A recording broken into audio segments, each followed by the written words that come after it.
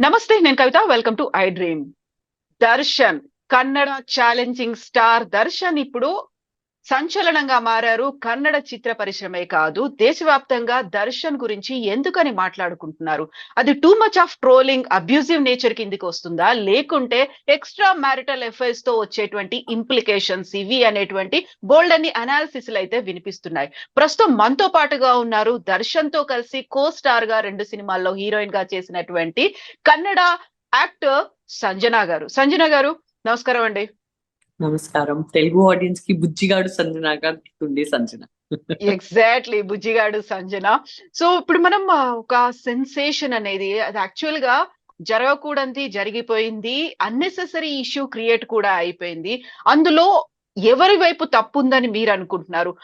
దర్శన్ ని మీరు చాలా క్లోజ్ గా చూసారు, ఆయనతో కలిసి సినిమాల్లో యాక్ట్ చేశారు కాబట్టి ఎలా ఉంది ఆయన నేచర్? ఓవరాల్ గా ఈ ఎంటైర్ ఎపిసోడ్ ని మీరు ఎలా అబ్జర్వ్ చేస్తున్నారు?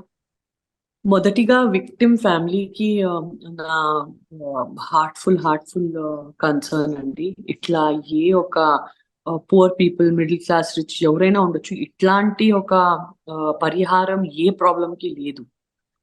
ఇట్లాంటి అస్సలు ఎవరికి ఎవరు చేయకూడదు. ఈ కాలంలో ఎవరైనా పట్టని కొడితే కూడా చాలా పెద్ద క్రైము.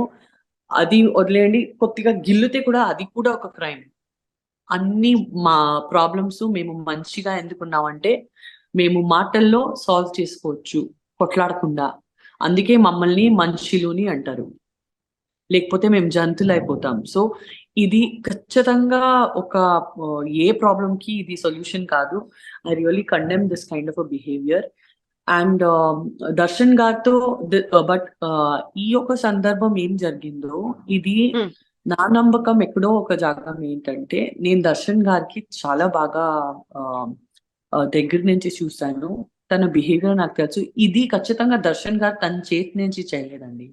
తన ఫ్యాన్స్, తన 13 మందిలో ఎవరో ఆవేశంలో వచ్చేసి ఇవన్నీ చేశారు. బట్ దర్శన్ గారు ఏ ఒక్క మనిషికి ఇట్లా అసలు ట్రీట్ చేయరు. అది కూడా మేబీ డెఫినెట్ గా ఒక మాట ఏం చెప్తున్నా అంటే, ఒక ఫ్యాన్ మంచి లాంటి ఇట్లాంటి ఒక lower middle class or middle class అబ్బాయిని ఇట్లా ఖచ్చితంగా ట్రీట్ చేయరు అని నేను చెప్తాను. బట్ అక్కడ మీరు విక్టిమ్ అన్నారు, విక్టిమ్ ఎవరని మీరు అనుకుంటున్నారు? విక్టిమ్ గారు వచ్చేసి ఒక రేణుకా స్వామి అని 33-year-old అబ్బాయి. ఈ was working in Apollo pharmacy, ఒక జాబ్ చేస్తుండే. తన వైఫ్ వచ్చేసి ఒక 5 months ప్రెగ్నెంట్ ఉమెన్. ఈ అబ్బాయి వచ్చేసి his the only bread winner for his family. ఒక చాలా ఏజ్ అయిన అమ్మ నాన్నగారు ఉన్నారు. ఎవరి లైఫ్ లో ఎవరు ఇన్వాల్వ్ అయ్యారు? మొత్తం ఈ క్రైమ్ కి బేస్ ఏంటని మీరు అనుకుంటున్నారు? అలిగేషన్స్ ఏమున్నాయంటే, రేణుకా స్వామి అనే అబ్బాయి ఈ పవిత్ర గౌడ అమ్మాయికి, పవిత్ర గౌడ వచ్చేసి సో క్లెయిమ్డ్ సెకండ్ వైఫ్ అని వస్తుంది మీడియాలో. తన సెకండ్ వైఫ్ అన్న నాకు కూడా తెలీదు. సో ఈ సో క్లెయిమ్డ్ సెకండ్ వైఫ్ కి చాలా చెత్త మెసేజెస్, ఫోటోలో ఏదో పంపించారంట. సో వాళ్ళు పట్టుకొని వచ్చారు. అందరూ ఫ్యాన్స్ పోయి, మంచి నీతో చిత్రదుర్గ అని ఒక రీజన్ లో ఈ రేణుకా స్వామిని విక్టిమ్ ఉంటాడు. సో చిత్రదుర్గలో ఆ ఫ్యాన్స్ హెడ్ ఎవరు ఉన్నాడో, కర్ణాటక ఆ భాగంలో ఫ్యాన్స్ హెడ్ దర్శన్ అసోసియేషన్ ఎవరు నడుపుతున్నారో ఆడ పట్టుకొని రండి ఇక్కడ మాట్లాడదాము అని తీసుకొని వచ్చారని ఇది మొత్తం అలిగేషన్ కథ ఉన్నది. ఈ మొత్తం అలిగేషన్ కథ ఉన్నది. ఇప్పుడు ఎగ్జాక్ట్ వర్షన్ ఏంటి అది చార్జ్ షీట్లు పడే తర్వాతనే తెలుస్తుంది. మీరందరికీ తెలిసినట్టు నాకు ఒక లీగల్ కేసు జరిగింది 3 years బ్యాక్. నేను ఈ కంట్రీలో లా అండ్ ఆర్డర్ కి నేను చాలా రెస్పెక్ట్ ఇస్తానండి. బట్ నా కేసు వచ్చేసి ఒక చాలా యూనిక్ కేస్ గా ఎదురుగా పడింది. నాకు ఊరికే రండి మీ దగ్గర ఇంట్రోగేషన్ చేయాలి అని, ఏది ఒక ప్రూఫ్ లేదు, నా ఇన్వాల్వ్మెంట్ లేదు. ఎవరిని ఆల్రెడీ అరెస్ట్ చేశారో తన నోట్ నేను చేయమన్నారంటే ఆ సంజన అమ్మాయి ఇన్వాల్వ్మెంట్ కూడా ఉంది, తను కూడా డ్రగ్స్ వాడుతుందేమో, తను కూడా అని నాకు ఊరికే ఇంట్రోగేషన్ కోసం తీసుకొని పోయారు, నన్ను అరెస్ట్ చేసేసారు. అవును, అక్కడ కూర్చోపెట్టారు. మీకు ఎవరు సెలబ్రిటీస్ తెలుసు, ఎవరు ఏం చేస్తారు, అట్లా నాకు ఏమీ తెలియదు, నాకు సంబంధమే లేదురా బాబాయ్, నాకు ఇంటికి పంపించండి, నేను పోతాను. మీరు కార్పొరేట్ చేయట్లేదు, మీరు నాకు ఇన్ఫర్మేషన్ ఇవ్వట్లేదు, అట్లా నాకు సంబంధమే లేదు, నేను ఎక్కడి నుంచి ఇస్తాను ఇన్ఫర్మేషన్? నాకు సంబంధం ఉంటేనే లేదు. ఈ అబ్బాయి మీకు తెలుసు? అవును, ఆ అబ్బాయి నాకు పరిచయం. ఇప్పుడు ఆడి ఇంట్లో కూర్చొని ఏం తాగుతాడు నాకేం తెలుసు, నాకు పోనివ్వండి ప్లీజ్ ని చెప్తే 5 minutes లో నేను టీవీలో చూస్తే సంజనా గల్రాని అండర్ అరెస్ట్. అవును, ఇది నాతో జరిగింది యాజ్ ఎ సెలబ్రిటీ. ఇమీడియట్ గా నా ఫోన్స్ లాగేశారు. నాకు అవుటర్ వరల్డ్ నుంచి కనెక్షన్ లేదు.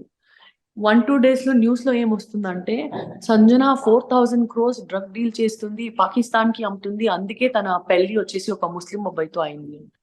జేబులో 4,000 రూపీస్ లేదు, 4,000 crores నేను అమ్ముతున్నానంట. కోవిడ్ లో ఎవరి దగ్గర డబ్బులు లేదు, కోవిడ్ లో ఎవరి దగ్గర ఇన్కమ్ లేదు. అక్కడి నుంచి పాకిస్తాన్ నుంచి ఇంకా 4,000 crores ఆ డ్రగ్స్ వచ్చేసి ఇండోనేషియా, మలేషియా, అమెరికాకి పోతుంది. ఇంటర్నేషనల్ డ్రగ్ లింక్ లో సంజన ఉంది అని తన నోరు నుంచి కన్ఫర్మ్ చేసింది అంట.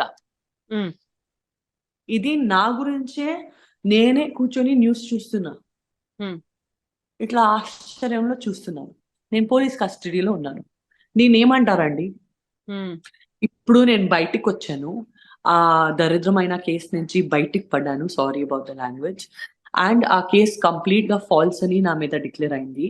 నేను నిర్దోషిగా బయటికి పడాను. కానీ ఆ 2-3 months నేను ఎప్పుడు ఇది అనుభవించాను, ఈ కేసు మొత్తం. As a women how much I went through. I know, I can understand that pain. నేను ఒక బుజ్జిగాడు లాంటి సినిమా నుంచి కష్టపడి పైకి వచ్చిన అమ్మాయి నేను.